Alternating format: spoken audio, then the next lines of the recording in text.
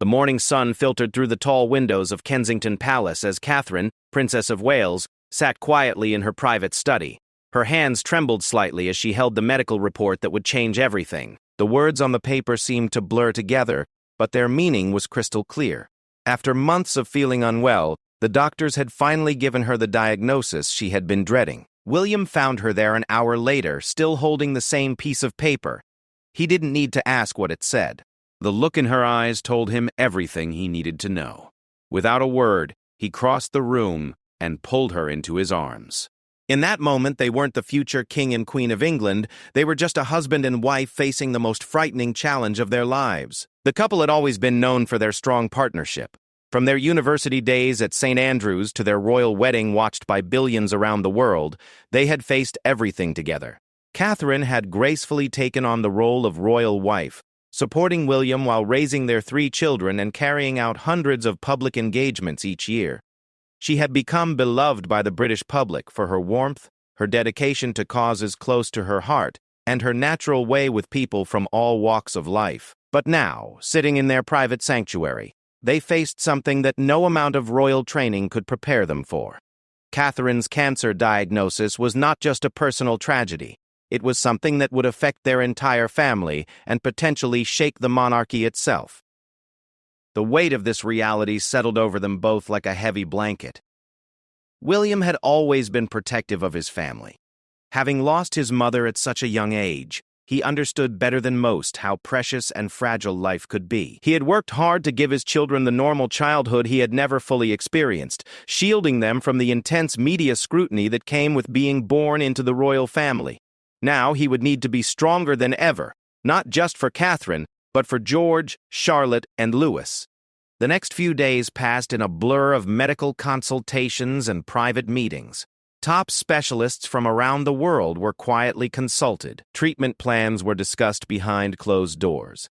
The couple made the difficult decision to keep the diagnosis private while they processed the news and prepared their children for what lay ahead. Catherine surprised everyone, including William, with her determination to maintain as much normalcy as possible. She continued with her scheduled engagements when she felt well enough, though those closest to her noticed she seemed more tired than usual. She spent extra time with the children, reading bedtime stories and helping with homework, treasuring these ordinary moments that suddenly felt so precious. The royal household staff, bound by strict confidentiality agreements, watched with quiet concern as their beloved princess carried on with grace despite her obvious struggle. They had worked with many members of the royal family over the years, but Catherine had always held a special place in their hearts. She remembered their names, asked about their families, and treated everyone with genuine kindness and respect. As word of her condition slowly spread among the innermost circle of trusted advisors, plans began to form for how to manage her treatment while maintaining the delicate balance of royal duties. The palace communications team prepared for the inevitable moment when the news would need to be shared with the public, knowing that the announcement would send shockwaves around the world. Meanwhile, Catherine began her treatment with the same quiet dignity she brought to everything else in her life. The chemotherapy sessions were grueling, leaving her exhausted and sick, but she faced each one with courage. William rarely left her side during those early days, clearing his calendar to be with her for every appointment and treatment session. The children were told gradually, in age-appropriate ways, about their mother's illness. George, as the eldest, understood more than his younger siblings, but all 3 noticed the changes in their daily routine. There were more quiet days at home, fewer public appearances, and a general sense that something important was happening that the adults were trying to protect them from.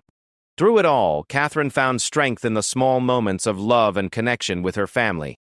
A spontaneous hug from Louis, Charlotte's hand-drawn get-well card, George's mature offer to help with his younger siblings, these gestures reminded her what she was fighting for. The support of William, who had stepped seamlessly into handling more of the children's daily care while managing his own royal duties, gave her the foundation she needed to focus on getting better. As weeks turned into months, Catherine's journey became one of quiet courage and determination. She had always been known for her strength, but this challenge revealed depths of resilience that even she didn't know she possessed. The woman who had gracefully navigated the complexities of royal life was now facing the ultimate test, and she was meeting it with the same grace and dignity that had made her so beloved by the British people. The world outside remained unaware of the private battle being fought within the walls of Kensington Palace. But inside, a love story of extraordinary strength was unfolding. It was a story that would soon touch hearts around the globe and remind everyone that even those who seem to live charmed lives face the same fears and challenges as ordinary people. The difference was in how they chose to face them together. The early morning mist clung to the grounds of Adelaide Cottage as William quietly prepared breakfast for the children.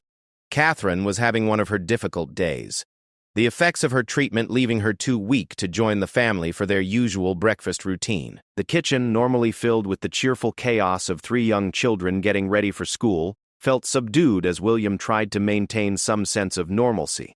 George, now old enough to understand that something serious was happening, had become remarkably mature for his age. He helped his younger sister Charlotte with her school bag and made sure Louis had his favorite toy for the day. The weight of unspoken worry showed in his careful movements and the way he glanced toward his parents' bedroom, hoping to catch a glimpse of his mother feeling better. In the months since Catherine's diagnosis, the family had developed new routines built around her treatment schedule. Good days were treasured, filled with as much family time as possible. On difficult days, William became both mother and father, reading bedtime stories with extra enthusiasm and finding creative ways to explain why Mummy needed to rest so much. The palace staff had been sworn to absolute secrecy about Catherine's condition. The small team of trusted individuals who knew the truth watched helplessly as speculation about her reduced public appearances began to grow in the media. Photographers waited outside school gates, hoping to catch a glimpse of the family. Royal correspondents started asking questions about the princess's health, noting her absence from several high-profile events. Sarah Mitchell, Catherine's oncologist, had become almost like family during this difficult period. She made house calls to Kensington Palace, understanding the need for absolute privacy. Her compassionate approach and honest communication helped Catherine and William navigate the medical complexities of her treatment. During one particularly difficult consultation, she explained that while the treatment was progressing well, the emotional toll on the entire family needed to be acknowledged and addressed. Catherine's parents, Carol and Michael Middleton, had quietly increased their presence in their grandchildren's lives. They picked up school duties when William's royal obligations couldn't be postponed, and Carol often stayed overnight to help with the children's bedtime routine. The close-knit Middleton family had always been Catherine's anchor, and during this crisis, they provided the practical and emotional support that allowed the royal household to function. The children's schools had been discreetly informed of the family situation, ensuring that teachers could provide extra support if needed. George's teacher noticed he had become more serious and responsible, often checking on classmates who seemed upset. Charlotte threw herself into her artwork, creating dozens of colorful pictures that she carefully saved to show her mother. Louis, too young to fully understand, simply knew that Mummy wasn't feeling well and that extra cuddles were needed. William's own struggle was largely hidden from public view. As second in line to the throne, he couldn't simply step away from his royal duties, but his heart was entirely focused on his family's crisis. He attended official engagements with his usual professionalism, but those who knew him well noticed the strain in his eyes. His private secretary worked overtime to reschedule non-essential commitments, creating space for William to be present for Catherine's treatment appointments. The couple's relationship, already strong, deepened during this period in ways they never expected. Late-night conversations about fears and hopes became precious moments of connection. William would often find Catherine sitting by the window, looking out at the gardens, lost in thought about the future. These quiet moments together, away from the children and the constant demands of royal life, became sacred spaces where they could be completely honest about their fears. Catherine's faith, always important to her, became a source of strength during the darkest moments. She found comfort in quiet prayer and meditation, often spending time in the small chapel at Windsor Castle where she and William had been married. The familiar rituals and peaceful atmosphere provided a sense of continuity and hope when everything else felt uncertain. The physical changes brought by her treatment were difficult to accept. Catherine had always taken pride in her appearance, understanding the public nature of her role. Now, she faced the reality of hair loss and fatigue that couldn't be hidden with makeup. William's unwavering love and support during these vulnerable moments strengthened their bond in ways that transcended the physical changes. Friends from their pre-royal days reached out with quiet support, understanding the need for discretion. Text messages of encouragement, delivered flowers, and offers to help with childcare created a network of love around the family. These genuine friendships, tested by years of royal protocol and public scrutiny, proved their worth during this crisis. As autumn approached, Catherine's treatment schedule intensified. The side effects became more pronounced, and the family's private struggle grew heavier. William made the difficult decision to postpone several international engagements, citing family commitments without providing details. The palace's careful management of information began to attract more attention, with royal watchers speculating about potential marital problems or other family issues. The children adapted to their mother's changing energy levels with remarkable resilience. They learned to play more quietly when she was resting and developed new traditions around her treatment days. Charlotte began leaving small drawings on Catherine's bedside table, while George would read his school assignments aloud, sharing his day even when his mother couldn't participate actively. Through it all, Catherine's determination to maintain as much normalcy as possible for her children remained unwavering. She attended school plays and sports events when her health permitted, treasuring these ordinary moments that connected her to the life they had built together. Her presence at these events, though sometimes brief, meant everything to the children, and demonstrated her commitment to being their mother first, regardless of her royal duties. The weight of keeping such a significant secret began to affect everyone involved. Palace staff found themselves carefully managing inquiries from the press while protecting the family's privacy. The emotional strain of watching someone they cared about suffer while maintaining absolute discretion created an atmosphere of shared worry and determination throughout the royal household. The conference room at Kensington Palace had never felt smaller as Catherine and William sat surrounded by their most trusted advisors. The weight of the decision before them seemed to press down on everyone present. After months of private struggle, the time had come to consider sharing Catherine's cancer diagnosis with the world. The media speculation was growing louder, and protecting their children while maintaining their royal duties was becoming increasingly difficult.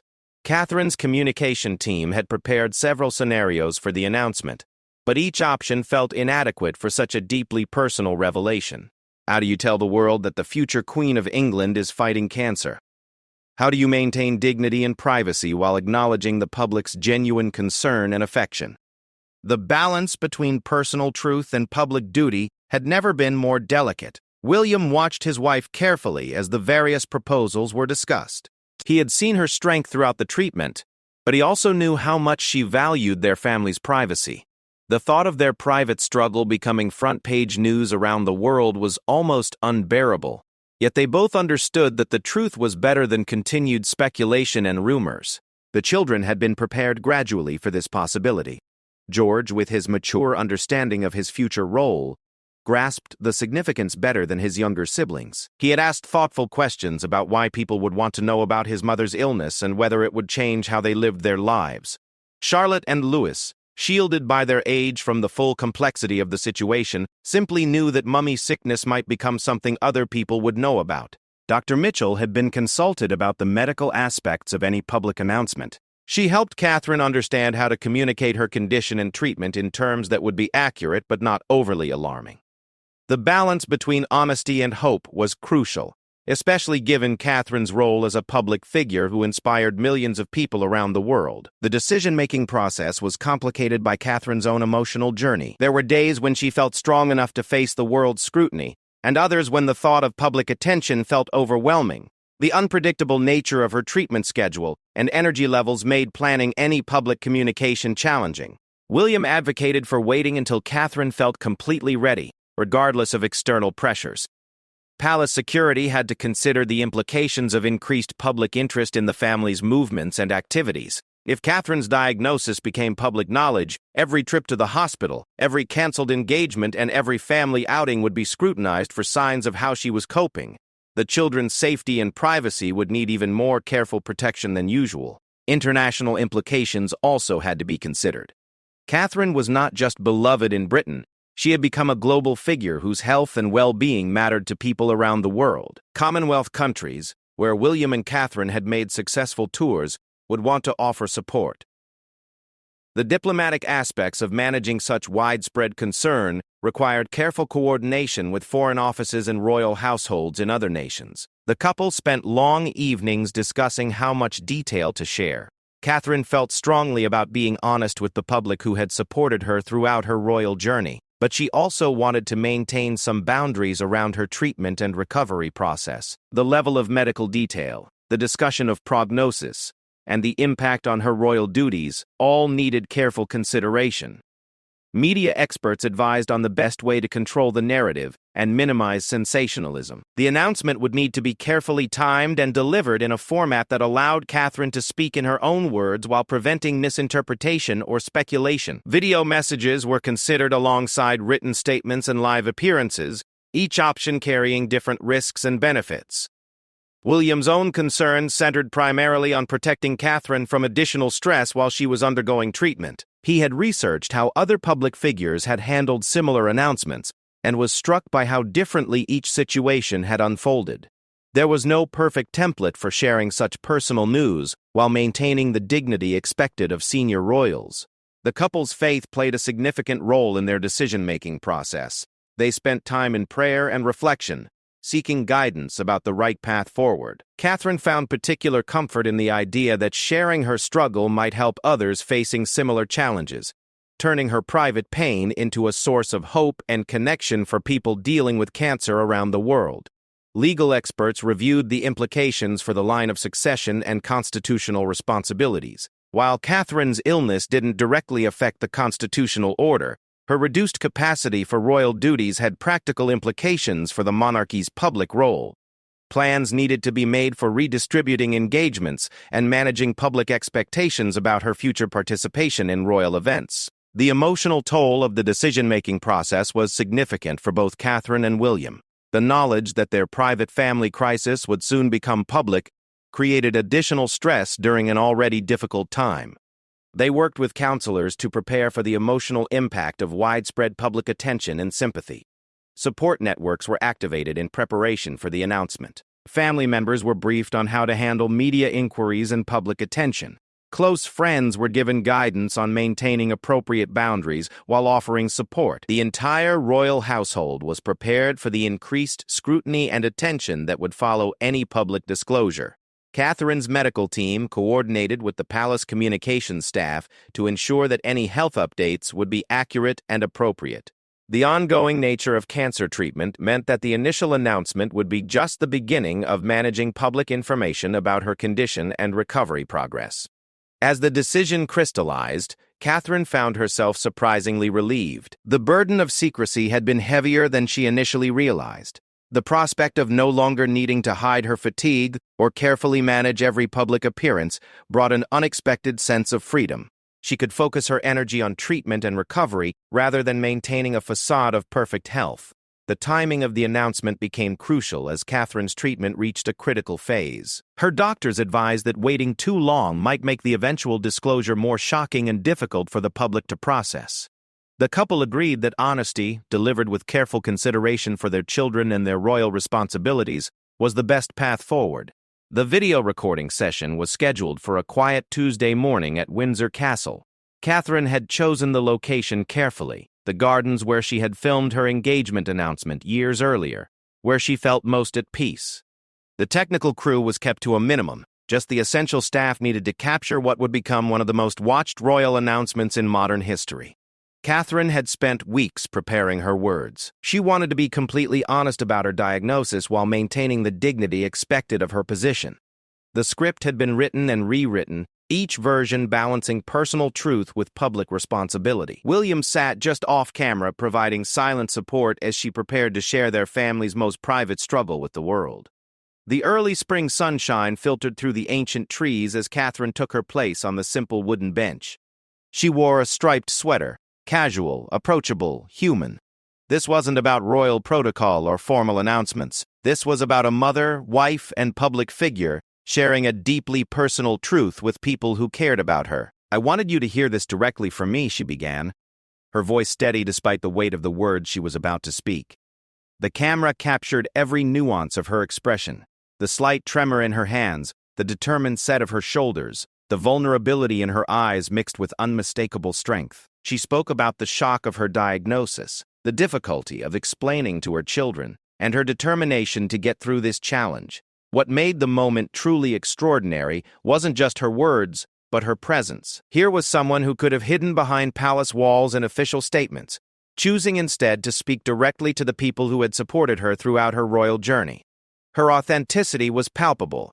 This wasn't a rehearsed royal performance, but a genuine human being sharing her reality. As she spoke about her children and her hope for the future, her voice caught slightly. It was barely noticeable, a moment of vulnerability that lasted only seconds, but it revealed the real cost of maintaining strength for her family while facing her own fears. William, watching from the side, felt his heart break a little more as he witnessed her courage.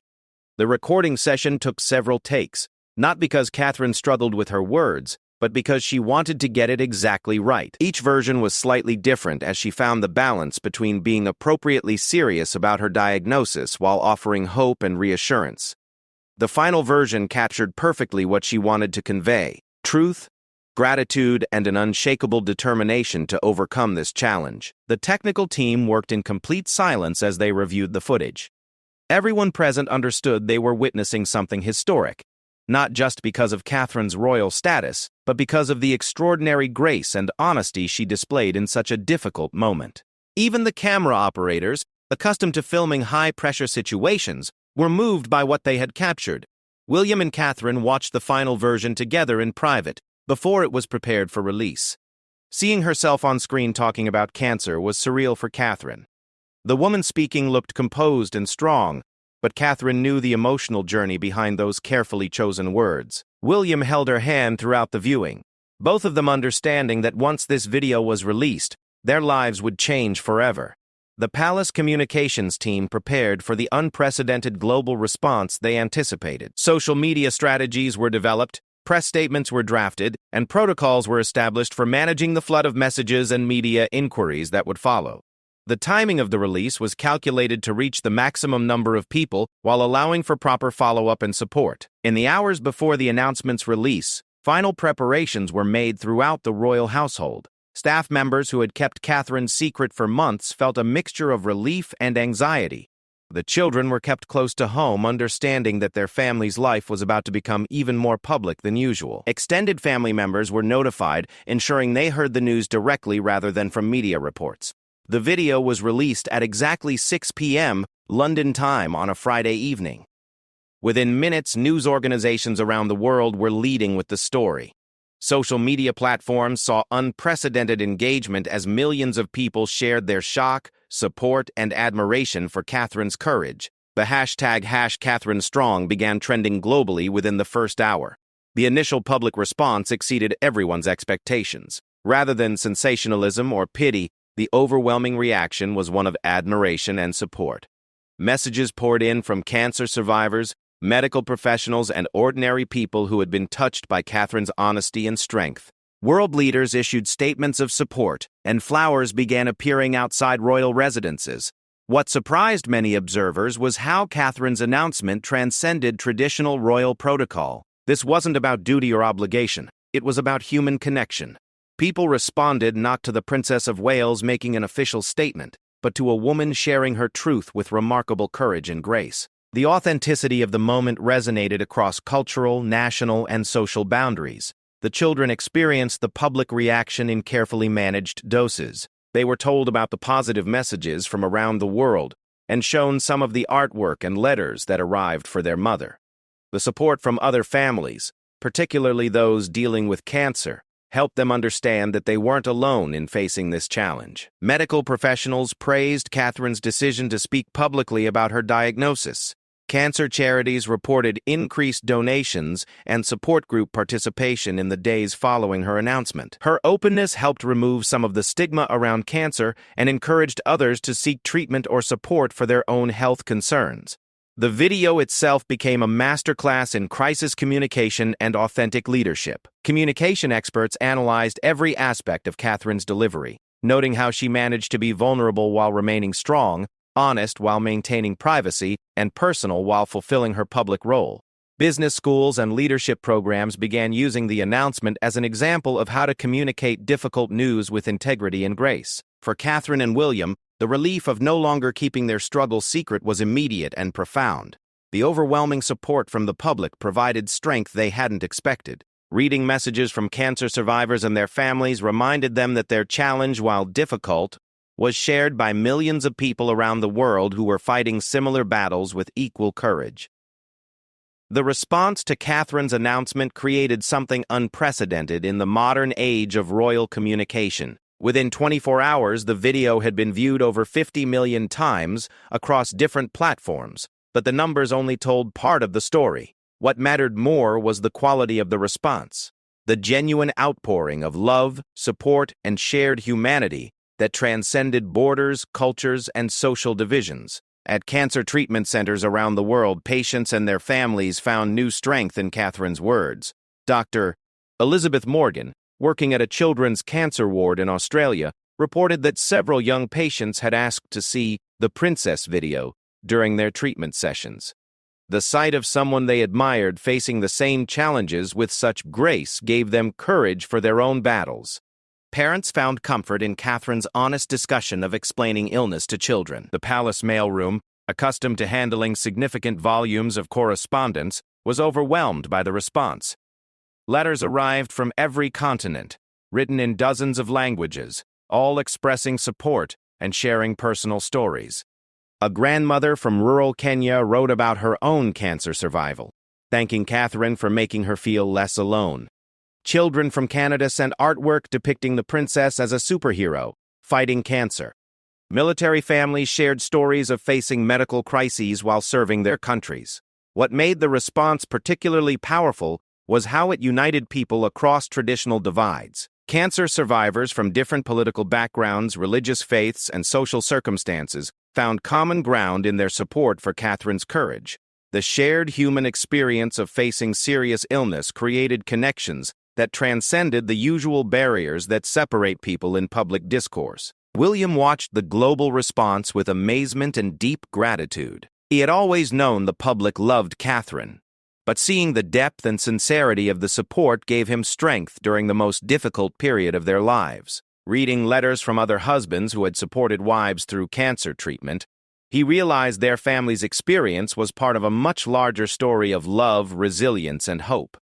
The children's understanding of their mother's public role evolved as they witnessed the global response. George, already aware of his future responsibilities, saw how authentic leadership could inspire and comfort others. Charlotte was fascinated by the artwork and letters from children around the world, many of whom had drawn pictures of flowers and hearts for her mother. Louis, still young, simply knew that many people loved his mummy and wanted her to feel better. Cancer research organizations experienced an unprecedented surge in donations following Catherine's announcement. The Catherine effect led to increased funding for research, support services, and patient care programs.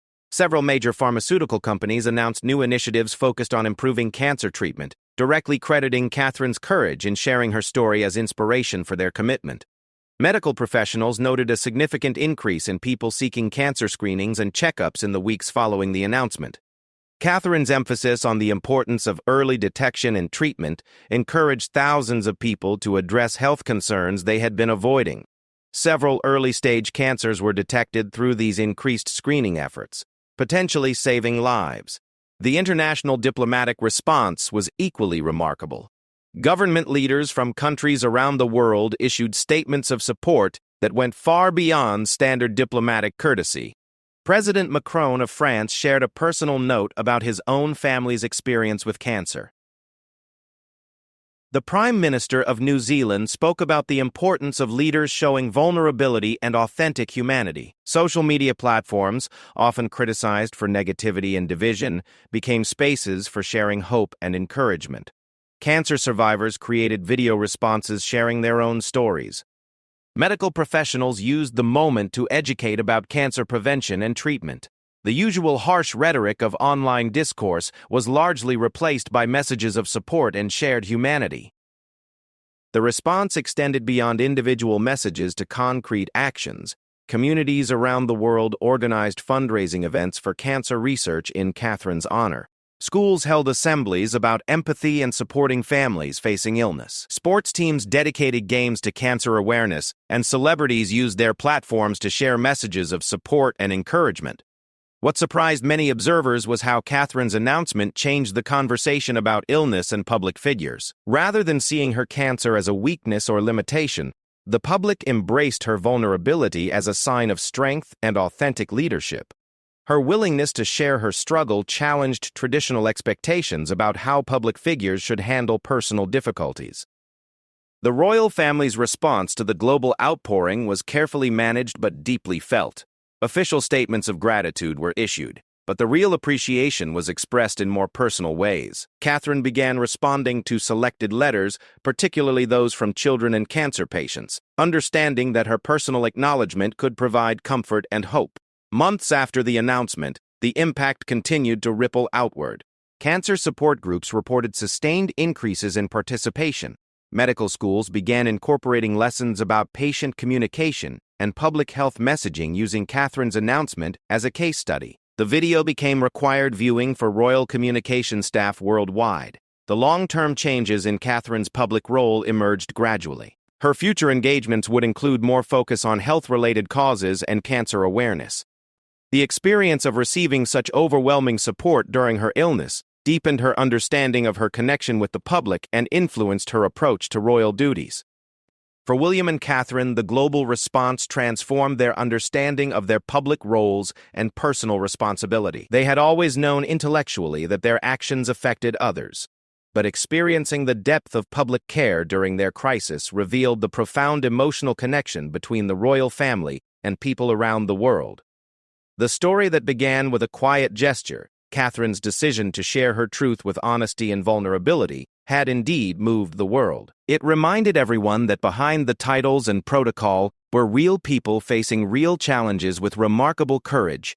The tears shed by millions of people watching her announcement were not tears of pity, but tears of recognition, admiration, and shared humanity. In a world often divided by differences, Catherine's simple act of authentic communication created a moment of unity. Her cancer journey became not just a personal battle, but a symbol of hope and resilience that inspired millions of people to face their own challenges with greater courage. The quiet gesture had indeed created global tears, tears of compassion, strength, and unshakable human connection that transcended all boundaries.